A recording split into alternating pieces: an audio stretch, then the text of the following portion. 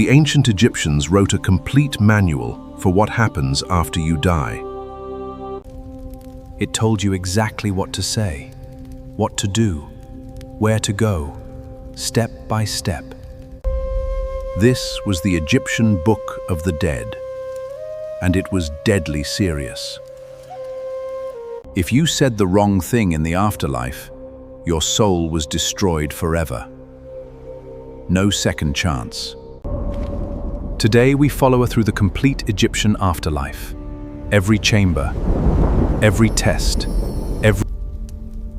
The journey begins the moment your heart stops beating in the living world. Your soul, called the Ba, rises from your body as a human-headed bird. It flies free from the tomb, but to reach paradise, it must first cross the Duat, the underworld. The Duat is not hell. It is a journey, 12 hours long, 12 gates to pass. Each gate has a guardian. Each guardian has a question. Answer wrong, you cannot pass. Your soul stands before the first gate. A massive serpent coiled around a golden door waits. You must speak the guardian's secret name. The Book of the Dead told you what it was. The gate opens. Golden light floods through. Your journey into the Duat has begun. Each of the 12 hours of the night holds different dangers, different wonders, different divine beings to meet.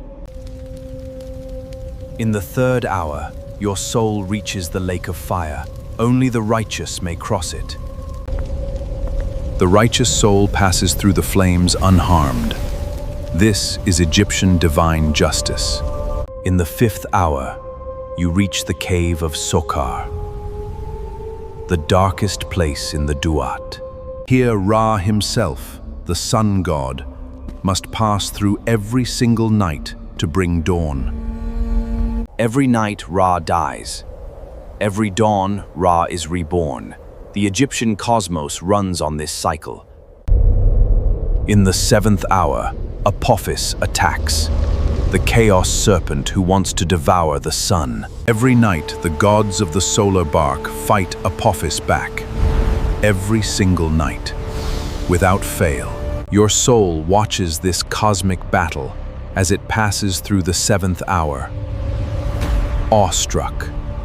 After 12 hours of testing, your soul reaches the most important place in the entire afterlife, the Hall of Two Truths. This is where your entire life is judged. Everything you ever did. 42 divine judges sit waiting, each one responsible for judging one specific sin from your life. Your soul must stand before each judge and declare, "I did not commit this sin," 42 times. These were the 42 declarations of innocence, the confession of a good life lived with honor. I have not lied. I have not stolen. I have not harmed the innocent. I have not killed. After all 42 declarations, the moment of absolute truth arrives, the weighing of the heart. Anubis places your heart on one side of the golden scales, a white feather on the other. The feather is the feather of Ma'at, the goddess of truth, justice, and cosmic order. If your heart is lighter than the feather, you lived a good life. Paradise awaits. If heavier, the devourer comes. The devourer, Amit, waits beside the scales. Part lion. If your heart fails the test, devours it. Your soul ceases to exist. Forever. Not hell. Not punishment. Erasure. The ancient Egyptians feared. But our soul, the one we are following, passes. The heart is lighter than the feather. Thoth, god of wisdom, records the result in his sacred scroll. I announce the result to the divine court. The soul has passed. Now your soul is led before Osiris, ruler of the dead and king of the afterlife. Osiris was once a living king of Egypt. He was murdered by his brother Set, then resurrected. Because Osiris himself died and returned, he understands every soul that comes before him. Osiris gives the final divine approval. Your soul is declared worthy. The doors to paradise open. The great doors at the end of the Hall of Two Truths swing open. Beyond those doors, the field of reeds, the Egyptian paradise. Aaru. The field of reeds was an ideal version of Egypt. Everything perfect. No disease, no death, no pain.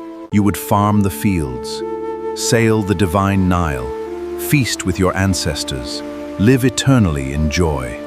At last, the soul enters the field of reeds, stepping through the great doors into eternal light. The journey that began at death, through 12 hours and 12 gates, ends here in paradise. But not every soul makes it here.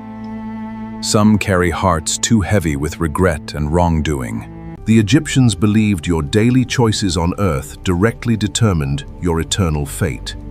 Every action mattered. The Egyptian Book of the Dead is not a religious text. It is a survival guide. Every wealthy Egyptian was buried with their own personal copy, written specifically for them, with their name inside. The poor could not afford one. They had to memorize the spells during their lifetime, every word. This belief shaped everything in Egyptian society. Architecture, art, law, daily life, all of it. The pyramids were not tombs, they were launch pads, machines to send the pharaoh's soul to the stars. The 42 declarations of innocence are remarkable. They show what ancient Egyptians believed truly mattered in a life.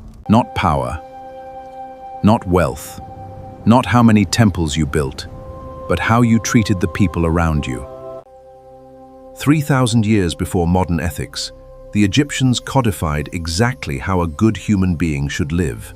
Maat, truth, justice, harmony, was not just a goddess. It was a way of living.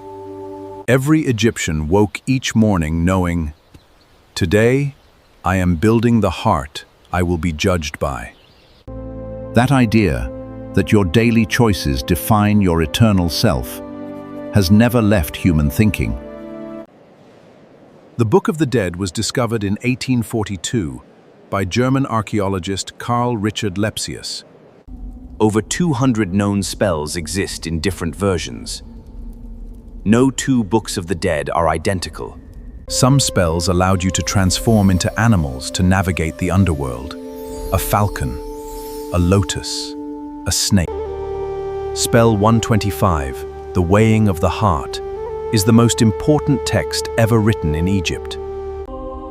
The question the Book of the Dead asks is one every civilization has asked. What is a good life? The Egyptians answered it 3,000 years ago, and their answer has never been improved upon. Live with truth, act with justice, treat every person you meet as if Anubis is watching, because he is. The ancient Egyptians were not afraid of death. They spent their lives preparing for it, joyfully, because they knew, on the other side of death, paradise waited for the righteous. Next on Pyratheon, Medusa was not a monster. The dark truth behind her story. Coming Friday. Subscribe to Pyratheon. New myth every Tuesday and Friday. The divine fire keeps burning for you. The Book of the Dead has one final message. Your heart knows what it weighs. The divine fire keeps burning. Every Tuesday, every Friday. Pyratheon.